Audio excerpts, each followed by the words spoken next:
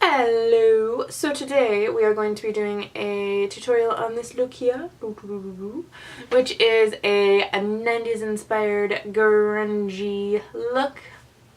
And why 90s? Because I'm gonna go see the Backstreet Boys today! I'm really excited about that. But did I want to do makeup like Britney Spears or a pop star? Oh no, no, no, no. I wanted to do a grunge look to go see the Backstreet Boys. But anyways, this is a super easy, super fun look to do. You can use this technique to play around with colors in so many different ways.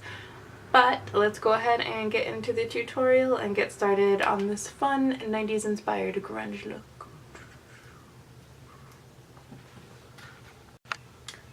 Okay, so to start off, I am going to go ahead and prime my eyes with the Urban Decay primer. For a smoky eye look in particular, you definitely want to make sure that your eyeballs are 110% primed, especially if you're going to a concert like I am, because that whole like sweaty makeup running down your face, the hot mess look is not really something that I'm going for. And I'm just using my Urban Decay, what is it? This one's called Eden. And then once you've got the primer down, go ahead and just set it with any skin color eyeshadow that you've got. Okay, and now that we've got our eyes primed, today I'm going to be using the Lorac Unzipped palette. The reason I'm going to be using this one is it has a really pretty dark brown. You can see it right here that has a bit of like a reddish tone to it that I think is really pretty. So that is the color I'm going to be using. And the first thing I'm going to use this palette because it's got a lot of pretty browns. So I'm just going to go ahead and pop in a transition color, and I'm going to use this light brown right here. And so when you're popping this on, we're just doing a wash all over to create a transition. Sometimes if you're doing a cat eye, you want to focus it out here. But since I'm going to be doing kind of a whole blown out smoky look, I want as much color on the inside as the outside for the look that I'm doing today. And now that we've got the brown, I'm going to tilt my head because I think you can see what I'm doing a little bit better. Pardon the acne, I'm doing like a grungy 90s makeup, so my skin decided to remind me of what it was like in the 90s.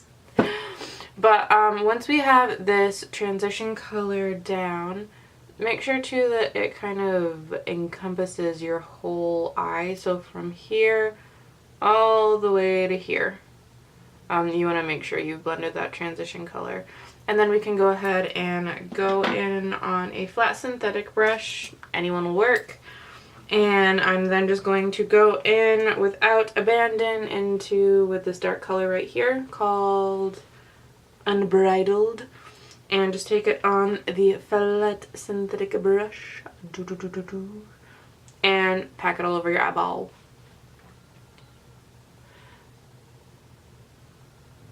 And I'm not creating a cat eye shape with this. I'm very much just following the natural shape of my eye, if you will.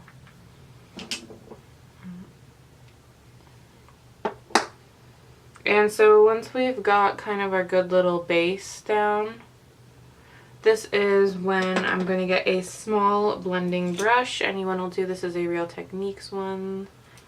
And don't add any product at first, just kind of go back and forth and blend what you have put on. And to blend it, don't do the back and, it's not just going back and forth, it's doing small little circular motions to really get that blended. And I feel like too, one of the biggest things that helps with smoky eyes is use eyeshadows that you know really do work well and that will blend well for you. And that's one of the reasons that I love the Lorac eyeshadows. Okay, so now that we've kind of got that blend going on, I'm gonna go back again in with Unbridled on our flat synthetic. And I'm just going to intensify the color one more time on that lid and then blend it out again. I'm just going to do that like twice because that's all I think is necessary for this look. But you may only want to do it once, you may want to do it 20 times. So just do it until it looks and feels right to you, yeah. Okay, so this is, now that we've got everything blended out, I was kind of looking at it and I want just a little bit more like depth, darkness to it. So I'm just going to pull a black eyeshadow from my Lorac Pro 1 palette, and just on a tiny little like shader brush, I am going to go in with that black, and I'm just going to run it along my lash line and then blend it up. Go in with a really light hand because it's not necessarily that we're using the black to be like, ooh, I have black on my lid. It's more of like a intensifying. And then literally as soon as you have the black on, I'm just going over with the synthetic brush I was using and just kind of blending it in. And you can tell there's like a subtle difference if you look at both of my eyes. From far away you may not think about it, but see how it's a little bit darker on this one?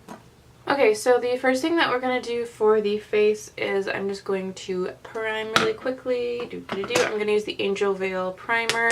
With this primer, I like it because it does give your skin quite, sorry, my nose is itchy. It does give your skin quite a nice feel, but make sure you shake it up because this primer does separate, and when it comes out of the tube and it's not separated, it has a very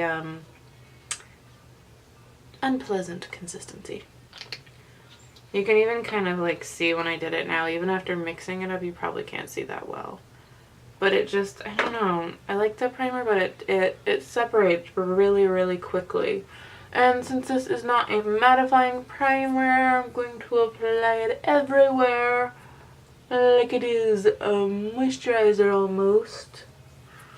And the reason that I'm not using a mattifying primer today, because I have oily combo skin, is because I'm going to be using a super mattifying foundation. Okay, and now that we're primed, we're actually going to use said foundation. And this is the Urban Decay All Nighter. This shade doesn't match me well. I don't know, it's 1.5. I need to go back in and get shade tested again, so bear with me on that one. It's weird because I have like a lot of red in my face, but then my neck has like a lot of yellow. I don't know. Skin's weird, right? But after you shake it up, make sure you shake it up, and then I like to keep my hand clean, so I literally just put it on the back of my pump and then we'll dot it over my face. Make sure that you do work quickly with this guy because since it is mattifying, it dries very quickly. And another thing too, normally I feel like with makeup you really do need to experiment, and that definitely happened with me in this because I feel like right now dewy skin is super popular, so what's very common is you'll just see people automatically use a damp beauty blender, and that's just what I was doing. I was like, didn't matter what kind of foundation I was using, I would automatically go in with a damp beauty blender. Beauty sponge, sorry. I know beauty blender is like a brand name, but it's so hard. I just want to call like any sponge a beauty blender. But anyways, long story short, what I actually learned with this foundation is I feel like I get a much prettier finish with it if I use a damp beauty, wow, I can't speak, if I use a dry beauty blender. And now that whole face is blended on, I'm gonna go in with everyone's classic favorite, the Tarte Shape Tape Concealer. I go in the color Fair. And it's interesting because with the Shape Tape Concealer, a lot of the times I won't even set under my eyes with it because there's a reason. I feel like I have a tendency to use mattifying setting powders because of my skin type. And this concealer, it dries very quickly, and it has almost a dry texture to it. I don't want to say that because it doesn't necessarily make your skin look dry, but sometimes with the powders I have used on it, I've noticed that with like the dry concealer and then a dry powder on top of it, it can look like cakey or too crinkly. So sometimes actually with this concealer I will never even set it under my eyes. I'll set the rest of my face and it'll maybe get, you know, like a very like mild amount of powder on it, but But yeah. And speaking of setting, now that we have our concealer blended out, I'm going to go in and set with the Laura Mercier setting powder, which is mattifying. One of the reasons too that I'm going heavy with mattifying is because since I'm going to a concert, I'm going to be outside and I want this to last a long time. And I can become oily just from sitting, so. And now that our face is set, I'm going to do the world's easiest brow routine. And I go for big natural brows. I literally do this just to have the hairs go in the same direction and make it look nice. And that's it. May not have the prettiest of brows, but I don't know, I like having natural brows. It's just a thing for me. And now that the brows are on though, more fun things, I'm going to do just a natural highlight. This is the Too Faced Candlelight Glow. This color is Rosy Glow. And I'm just kind of going to do the standard on the cheeks. And one thing that I like to do is I'll use the highlighter that I'm using on my face as the highlighter that I'll use for my brow bone and inner corner. I just think it keeps things kind of fun and simple looking. And I'll just kind of buff it in. And once our highlight is done, I'm going to go in with just a simple, today I'm going to do kind of a light peachy blush since I'm using so many browns and everything. I just want a pop of color. I don't want to have like a brown toned blush with a brown toned eyeshadow because I think it can look just a little too brown. So I'm going to be using the Be Matte blush by City Color. I like these blushes a lot. I got it in an Ipsy bag. The packaging sucks. The packaging is hard as hell to open though. So great product, but opening the packaging is not enjoyable. And then I'm just going to take this light peach color right here and just do like a super little quick dusting. And I am going in actually a little bit heavier than I would normally because since blush fades so quickly and I'm not going to be going to the concert for another couple hours, so. And then once you just buff that into the skin. So one of the things that I like to do once I have my highlighter and blush on, take my beauty sponge and along that line go back and forth and marry them together. I think it just gives it a much more natural look. It looks a lot. See, there's like this versus this where it looks a bit stripy to me. This versus this. I don't know if you can see the difference, but it's just a little thing that I really think makes a big difference. And now we are going to finish the eyeballs, and on the same brush that I used, I'm going to go in with that light brown color right here called Unconditional. And I'm really going to smoke out the bottom of the eyeball. This is a light brown, so it's not going to be like too intense, but I am kind of going for that grungy raccoon look. Bear in mind, the more you bring it into the corner of your eye, the more of a raccoon you will look like. So if you want, you can stop out here, or if you want like me today, just go for it. And connect it to that outer part right there. And then once we've got the basis for our grunge raccoon, I'm going to go in with the brown color right here. And I'm not going to be as liberal as I was. I'm going to keep this to the outside. So I'm only going to do like the outer half of the lower lash line with that one. I'm just going to lightly dust that on, connect it to the outer corner.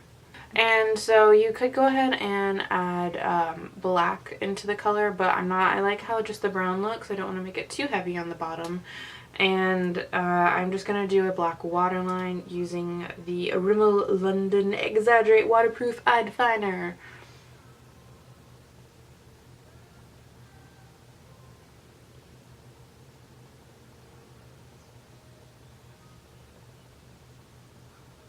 And we're going to do the waterline and then tightline with it as well. Then to finish off the eyes, mascara. Go ahead and put falsies on. A look like this would look really cool with falsies. I don't personally really wear falsies that often though, so I'm just going to wear my favorite mascara, which is the Too Faced Better Than Sex. And this I think is really when like a grungy look like this comes together. Smoky looks always look kind of like weird before they look how you want them to, I think. See, look at the difference. Just look at the difference between this eye and this eye. It's a big one. This one says, I'm edgy. This one says, I'm a raccoon. Okay, so now that we have our eye makeup done, I am going to go in with a lipstick. I am using ColourPop's Tootsie, which is a nice light brown. And I'm not going to cover my whole lips with it. One of my favorite things is you see it a lot in like Korean beauty in particular, but not doing like a defined lip, but like a soft blended lip, and I think with a grunge look it's a really cool fun touch. So literally what I do, hard to talk with lipstick, I'll just put it right there, and then I'll rub my lips together, maybe add a little bit more, and then instead of going in and cleaning those lines, I'll take my finger and just softly blend it out. But there we go, and all we have to do now is setting spray. And I got something. I'm back. I got something new. I went to Ulta yesterday and spent way too much money on Stila glitter thingies that I'm gonna do a video with. But I finally got, I feel like you always hear so much about the Urban Decay All-Nighter Spray, and I got their D-Slick with the fancy new packaging that they now offer. So I'm going to give this a go and see how it works. I feel like tonight will be kind of like a good good tester for that. Okay, and that completes our grungy 90s inspired look. I am super excited. I know it's kind of funny that I'm wearing like grunge to go see the Backstreet Boys, but I had eclectic tastes, so whatever. I'm really excited about it. I hope you like this look. It's super simple, super easy, but super fun if you kind of want to feel like edgy, or if you like smoky eyes. But yep, I hope you like it. Thank you so much for spending some of your day with me. I hope you're having a good day, night, evening, wherever you are. And lots of love. And I will get back to you on how this Urban Decay D-Slick spray works. We'll see. We'll see how it works. But yeah, see you in the next video. Bye!